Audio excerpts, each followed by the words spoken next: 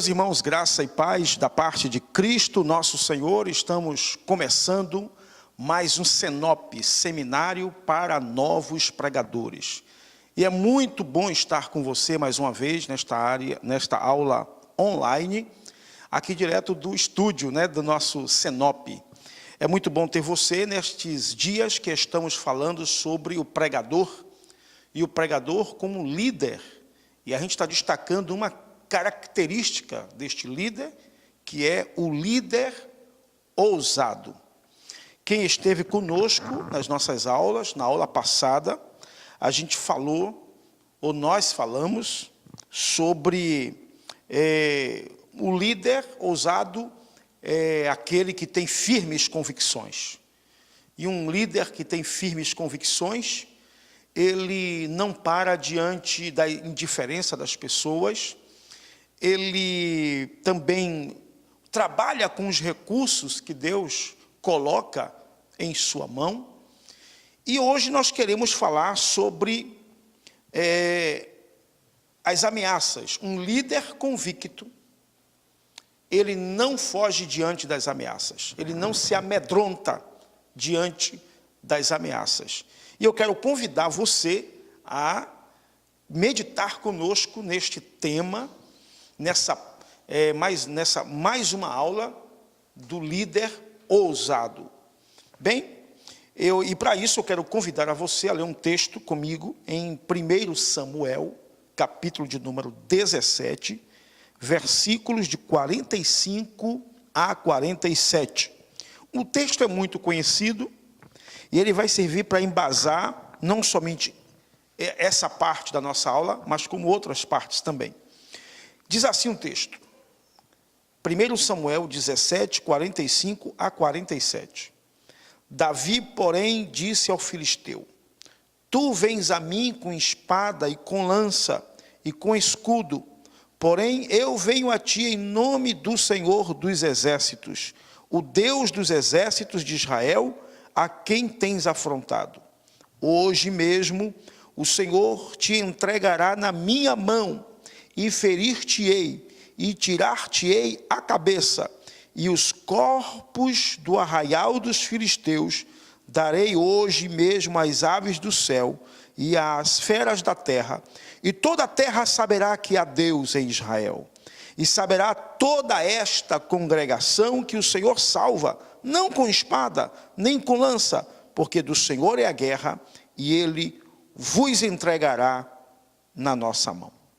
Bem, esse é um dos textos mais conhecidos quando se fala do episódio da guerra, da luta que teve entre Davi e Golias. Só para voltar um pouco atrás, a gente tem que lembrar que esse moço, Davi, chegou no arraial de Israel, a mando do seu pai, para levar comida para seus irmãos. E quando ele chega, ele encontra uma situação lá. Qual era a situação? O soldado Golias, que era um gigante, não é? De cerca de 3 metros de altura, com um armamento pesado, um escudo, uma lança. A Bíblia dá até o peso desse escudo, dessa lança. Esse camarada, a Bíblia diz que durante 40 dias ele vinha afrontar os filhos de Israel pela manhã e pela tarde. Fazia ameaças, desafiava Israel. Ele dizia que o homem que conseguisse lutar com ele e vencê-lo, se tivesse algum homem em Israel que conseguisse lutar com ele e vencê-lo, então ele e o seu povo seriam escravos de Israel. Mas se ele conseguisse vencer, então Israel seria escravo deles. E Davi chega justamente na hora lá, e quando Davi percebe o alvoroço, percebe que o pessoal está comentando sobre isso, Davi então começa a dizer, vem cá, quem é esse cara?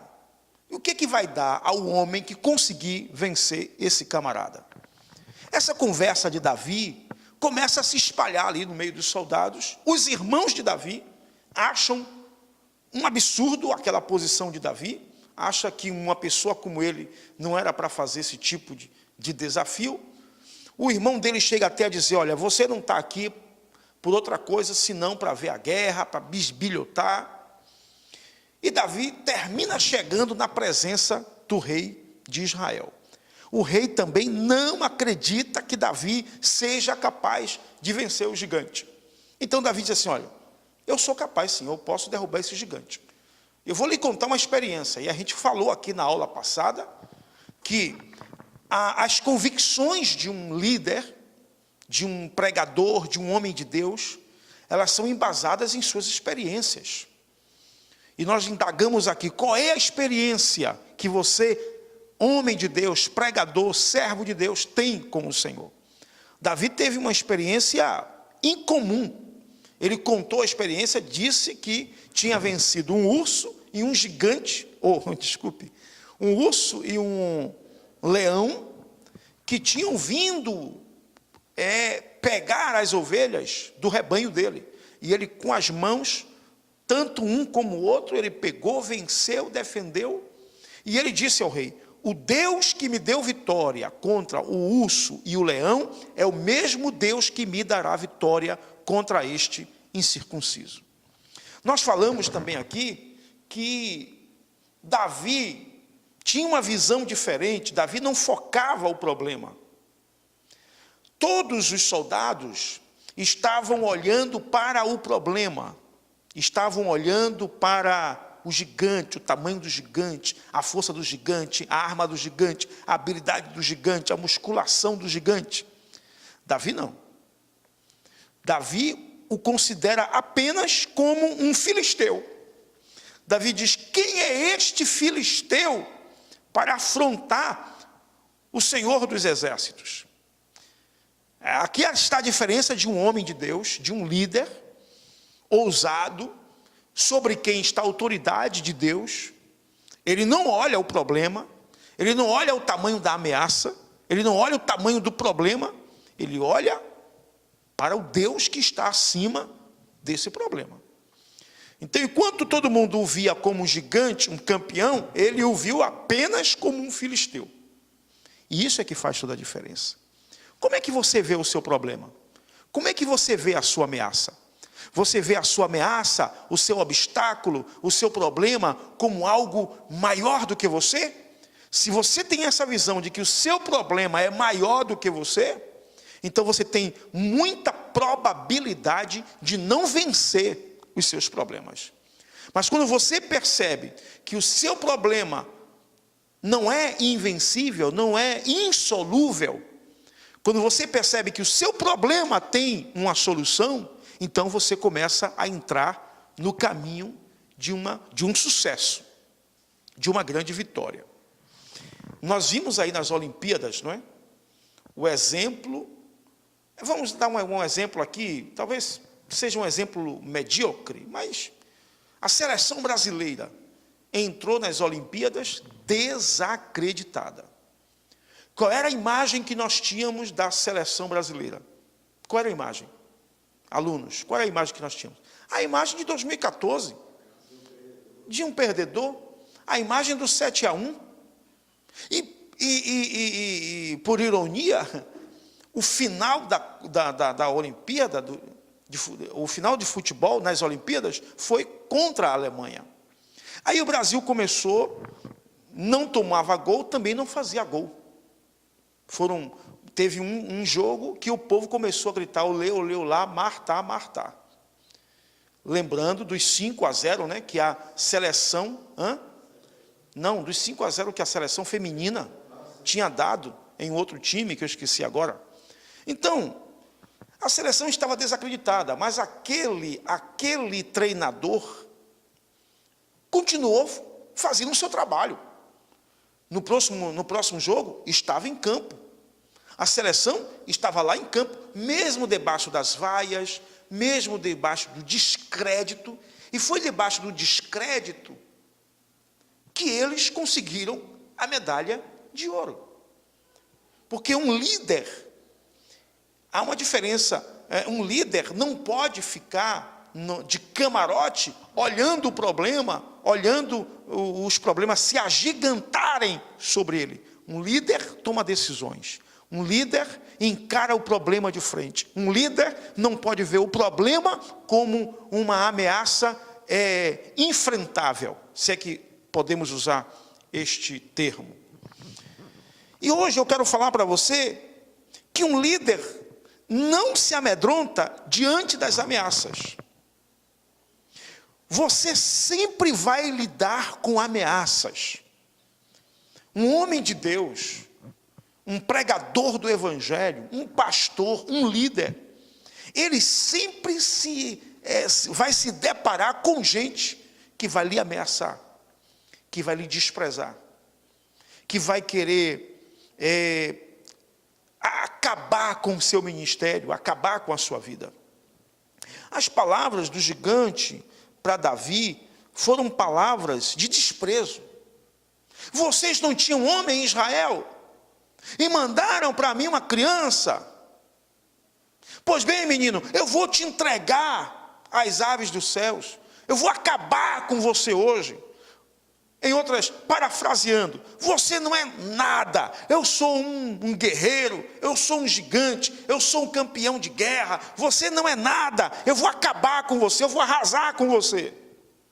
Quantas vezes a gente não lida com essas situações? Mas um homem de Deus, ele não pode se amedrontar diante das ameaças. Embora Elias um dia tenha fugido e se escondido na caverna por causa da ameaça de uma mulher, eu me lembro que um certo dia Acabe, o marido dessa mulher, chegou a ele e disse assim: acaso és tu o perturbador de Israel? E olhe que Acabe andava procurando Elias. A coisa era tão séria que Elias encontrou com um servo de Deus, e Elias disse assim: vai dizer a Acabe que eu vou me encontrar com ele.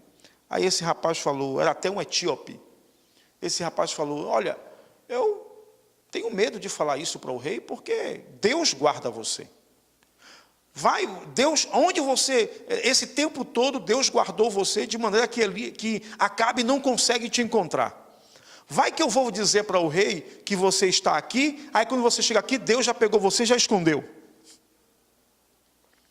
E aí, Acabe andava procurando Elias, como dizia minha avó, como se procura agulha no palheiro.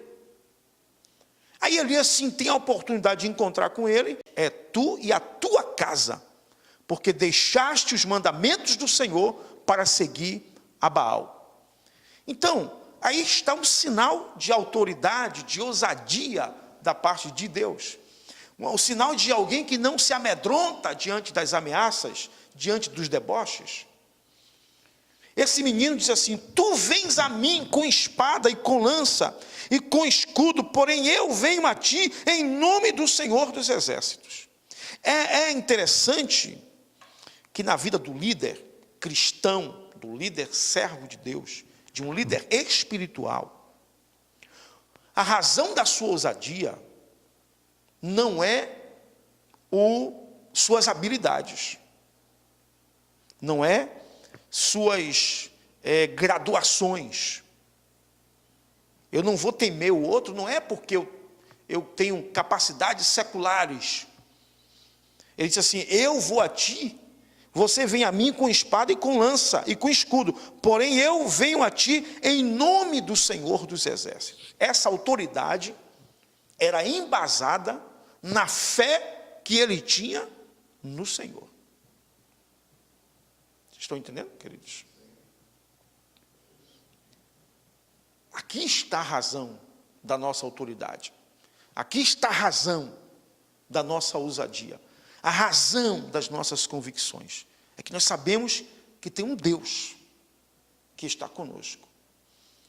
E Davi disse assim: hoje mesmo o Senhor te entregará na minha mão, e ferir-te-ei, e tirar-te-ei a cabeça. Davi, você vai ver que lá na frente, quando o gigante cai, Davi pega a espada do próprio gigante e corta a cabeça do gigante. Olha, antes dele fazer isso, ele já disse: tirar-te-ei a cabeça.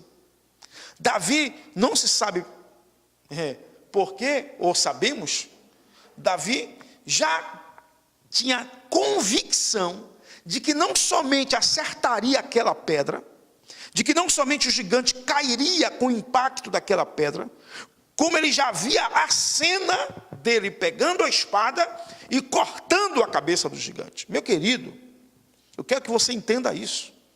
Um homem de Deus, ou uma mulher de Deus, um líder, alguém chamado por Deus, tem que ter essa ousadia que lhe concede uma visão do que Deus é capaz de fazer através dele. E é bom, aqui tem alunos e pessoas que servem na casa do Senhor, que têm cargos na casa do Senhor, e é bom deixar isso claro para os irmãos, de que nós temos momentos em nossa vida em que a gente precisa ter essa visão do que Deus é capaz de fazer por nós. Quais eram, queridos, quais eram as probabilidades humanas desse rapaz vencer aquele gigante? Eu estou citando esse exemplo aqui, estou tomando ele como um bom modelo, porque esse episódio de Davi e Golias é notoriamente um episódio sobrenatural. É um episódio sobrenatural.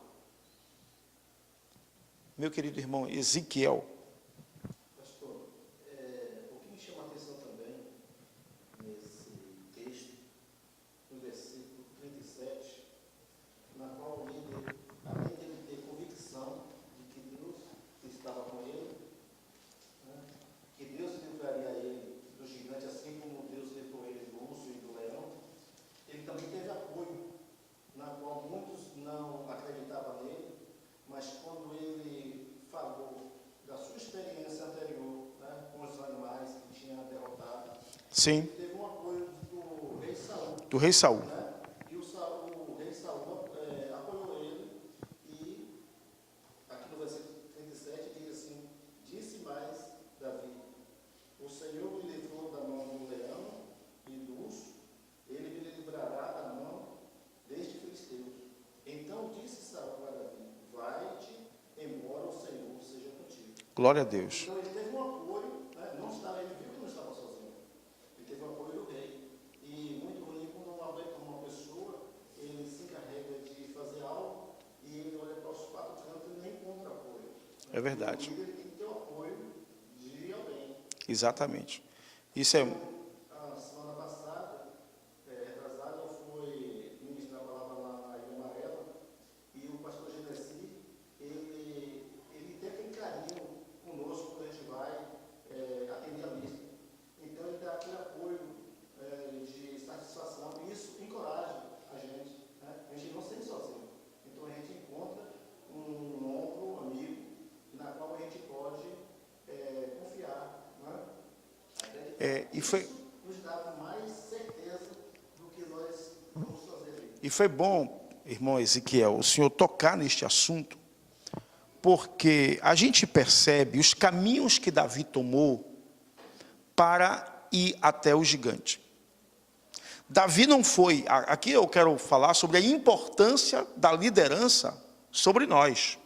Porque tem alguns pregadores, já que esse é um seminário para pregadores, tem alguns pregadores que, como ele começa a pregar, e ele prega muito bem, ele é aplaudido pelas pessoas, ele sabe que ele prega bem, ele sabe que as pessoas gostam dele, que a pessoa aplaude ele começa a se sentir autossuficiente, começa a ignorar a liderança espiritual que Deus colocou sobre ele.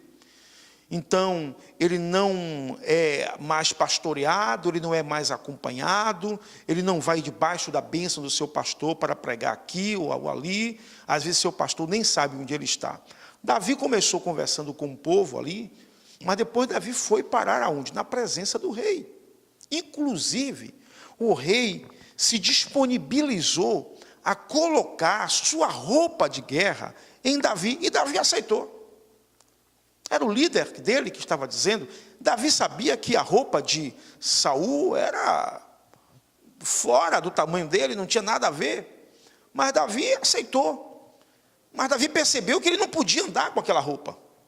Mas veja, a que ponto Davi estava obediente. O rei mandou ele vestir uma roupa inadequada para ele, mas ele foi lá e vestiu a roupa. Depois todo mundo viu que não dava, ele tirou aquela roupa e foi com suas próprias.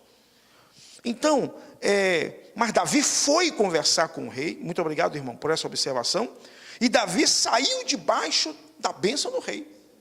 O rei disse assim: vai-te e o Senhor seja contigo. E, aliás, durante toda a trajetória de Davi, Davi teve um temor muito grande com relação ao seu líder. Então, uma das características é que o homem de Deus, a mulher de Deus, não pode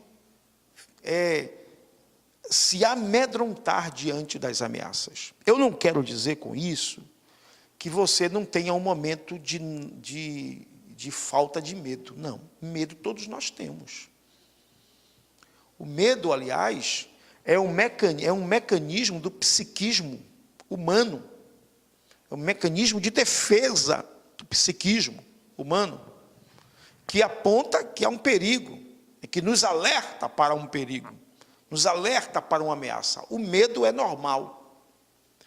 Nós, todavia, não podemos ser controlados pelo medo, viver debaixo do medo, viver sobre medo, deixar que nossa vida, nosso ministério, tudo seja controlado pelo medo. Não é isso que eu estou dizendo. O que eu estou dizendo é que você deve enfrentar os problemas de frente. Você não pode se neutralizar por conta dos problemas, por conta das ameaças, por conta das invejas, por conta das investidas que vêm contra a sua vida. Muito bem. Uma experiência que nós temos na vida normal que a gente tem todos os dias, é quando a gente depara com um bicho, por um cachorro, um boi. Quando esse animal ele percebe que você está com medo, ele vai em cima de você. É verdade. Mas quando você determina que você não tem medo dele, ele recua, ele se planta lá e diz: eu não vou lá porque eu não sei o que está lá me esperando. É verdade. O animal ele percebe que você está com medo. Acontece isso realmente. Até os animais mais ferozes, né? Ele avança com mais facilidade quando ele percebe que a presa está com medo. É como se até se sentisse o cheiro do medo, não é? Muito bem.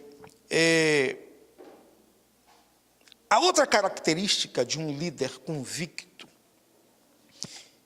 de um líder ousado, é que ele está disposto a fazer o que para outros parece impossível. Queridos, aqui é que está um dos grandes diferenciais, Ismael, na vida de um líder. É quando ele está disposto, ele não tem medo de fazer aquilo que ninguém tentou fazer antes.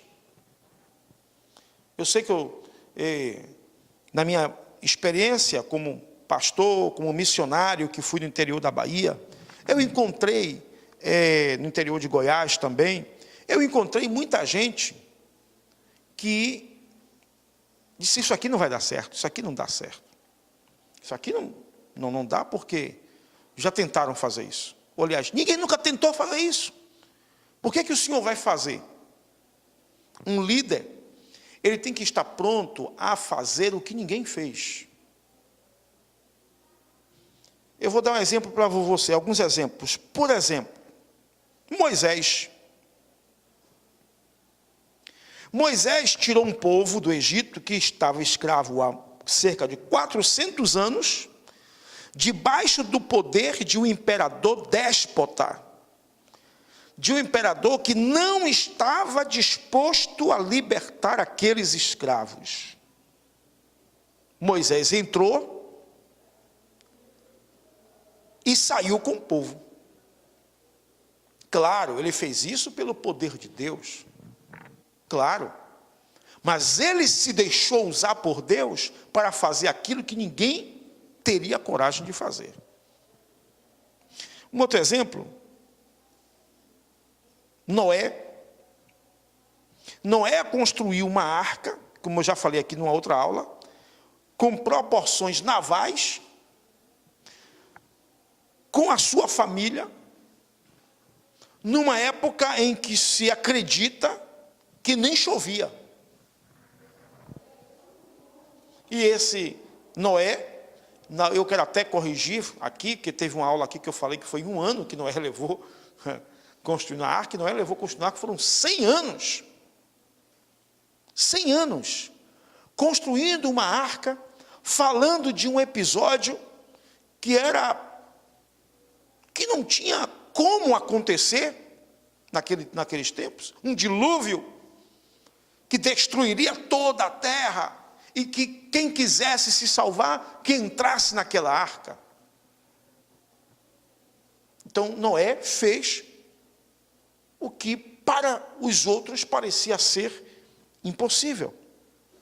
Abraão saiu para fundar uma nação a partir de uma esposa avançada em idade e estéril. E Deus disse a ele: você vai ser pai de uma grande nação. E Abraão acreditou nessa promessa. E não somente acreditou, não, ele saiu mesmo da sua terra para peregrinar em terras que ele antes não conhecia, que ele antes não havia passado. Portanto, ele ousou fazer o que para muitos era impossível. Então, Davi ousou enfrentar o gigante, ousou entrar na frente do rei, falar com o rei, convencer o rei, ir até o gigante, para derrubar aquele gigante, algo que ninguém achava que seria possível. Então, um líder, um pastor, um líder, um pregador, um homem de Deus, alguém que tenha a chamada de Deus, tem que estar pronto para fazer o que ninguém ousou fazer antes. Outro exemplo, Gideão. Gideão venceu um exército numeroso com 300 homens. Imagine aí, quando a gente era criança, que a gente ia brigar com os meninos da rua, não ia sozinho. E se lá de lá tivesse 3, 4, a gente tinha que arranjar 5 lá de cá. A gente não ia sozinho para brigar com 4, com 5. O camarada vai... A Bíblia diz que esse exército era tão numeroso que ele subia sobre a plantação de Israel como um gafanhoto, consumindo tudo. E Davi, com 300 homens, Davi tinha quantos homens? Tinha 32 mil homens. Na primeira separação que ele faz, logo 22 mil vão embora. Quando ele diz assim, que os covardes voltem, 22 mil homens vão embora. Ficam 10 mil. Aí Deus manda ele lá para a beira daquele rio lá, e seleciona só aqueles que bebiam, trazendo água perto da boca. E desses 10 mil, só 300 fizeram isso. E Deus disse assim, é com esses 300 que você vai vencer a batalha. Talvez, se Deus falasse com um de nós hoje, nós diríamos, Deus, não dá. Mas Deus disse, eu vou fazer. Eu acredito que eu posso fazer muita coisa com esses 300 que Deus está me dando. Nessa passagem que o professor acabou de falar do Gideão, uma coisa que eu vejo que um líder deve ter é visão. Né? E Gideão, quando ele colocou aqueles homens para beber água no rio, e ele percebeu os quais seria vencido, né? Sim. aquela guerra, foi na hora que estava amedroado. Então, Gideão, naquela hora ali, teve uma grande visão de escolher os homens certos para a batalha. Exatamente. Na maneira de como eles bebiam água, porque na maneira de que cada um bebia água, ele percebia os que estavam preparados. A retaguarda deixava a arma de lado e se preocupava só com nascer. Outros não bebia água e estava de olho no inimigo. Exatamente. Então essa visão ali foi extraordinária para escolher os homens certos para... Sim. Mas exatamente. E o que eu quero destacar aqui é que foi também muita coragem dele sair só com esses. Só com esses 300 homens. Porque aqui, Juízes 7:12, diz assim: e os midianitas, os amalequitas e todos os filhos do Oriente, quer dizer, era uma confederação de exércitos, jaziam no vale como gafanhotos em multidão, e eram inumeráveis os seus camelos como a areia que há na praia do mar. Aí me vem Gideão com 300 homens para enfrentar essa confederação de exércitos. Então, ele fez o que ninguém teve coragem de fazer. Um líder ousado é um líder que faz o que ninguém antes quis fazer. Bem, para a gente terminar hoje, não sei quanto tempo a gente tem aí, a produção vai me falar, mas para a gente terminar, um líder ousado, um homem de Deus, é aquele que se mostra corajoso diante dos desafios. Primeiro eu falei que ele não se amedronta, não é? Ele não se amedronta diante das ameaças. Segundo, ele está disposto a fazer o que ninguém consegue fazer, ou o que todo mundo acha impossível fazer. Terceiro, ele se mostra realmente corajoso, ele mostra a sua coragem diante dos desafios. Eu quero só para você tomar base aqui, Êxodo capítulo 14, versículos de 11 a 14, diz assim: e disseram a Moisés: não havia sepulcros no Egito para nos tirar de lá, para que morramos neste deserto? Por que nos fizeste isto, fazendo-nos sair do Egito? Não é esta a palavra que te falamos no Egito, dizendo: deixa-nos que sirvamos aos egípcios? Pois que melhor nos fora servir aos egípcios do que morrermos no deserto. Olha que palavra que esse povo traz para Moisés. Uma palavra desanimadora. Uma palavra que era até para fazer Moisés pensar: ih, rapaz, é mesmo, acho que eu fiz bobagem. O que foi que eu vim fazer? Mas olhe qual é a reação de Moisés. Diz assim outro versículo: Moisés, porém, disse ao povo: não temais, estai quietos, e vede o livramento do Senhor que hoje vos fará, porque aos egípcios que hoje vistes, nunca mais os tornareis a ver. O Senhor pelejará por vós, e vós vos calareis. Glória a Deus. Um ato, uma atitude de coragem. Uma pessoa que não se deixa abater pelas pressões emocionais, psicológicas do momento. O povo estava em cima de Moisés, gritando: você nos trouxe para morrer nesse deserto.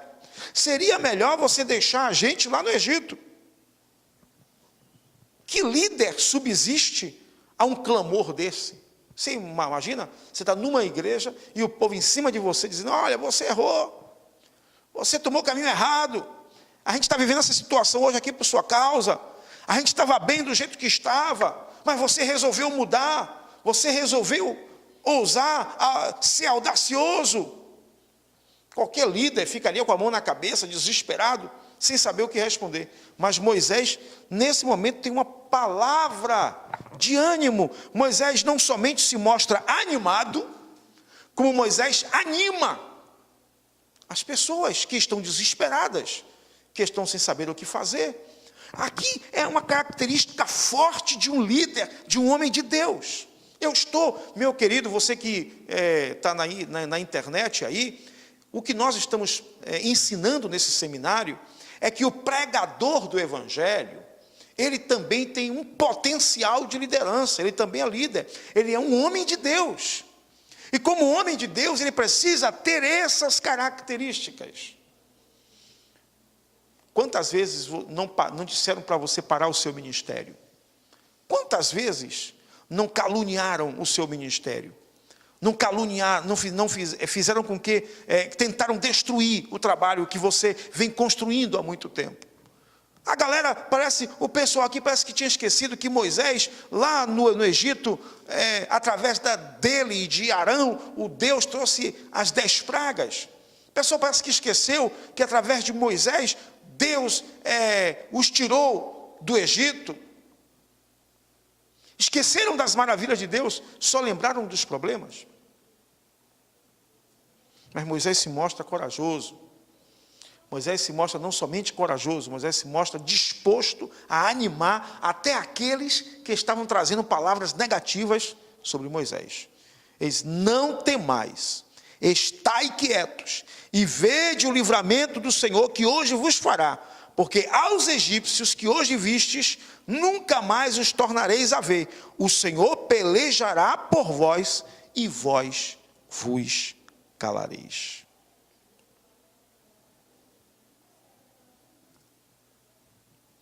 Eu vou terminar com um outro episódio sobre essa questão da coragem diante das pressões. Nosso produtor já deu o sinal ali, que é para a gente terminar. Eu vou terminar então com isso aqui.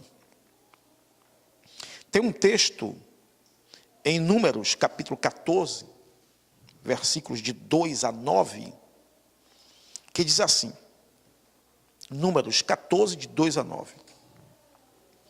E todos os filhos de Israel murmuraram contra Moisés e contra Arão. E toda a congregação lhes disse: quem dera tivéssemos morrido na terra do Egito, ou mesmo neste deserto. E por que o Senhor nos traz a esta terra para cairmos à espada, e para que nossas mulheres e nossas crianças sejam por presa? Não nos seria melhor voltarmos ao Egito? E diziam uns aos outros, olha só, constituamos um líder e voltemos ao Egito. Olha só, Ismael, constituamos um líder. Tira Moisés, bota ele de escanteio. E voltemos ao Egito.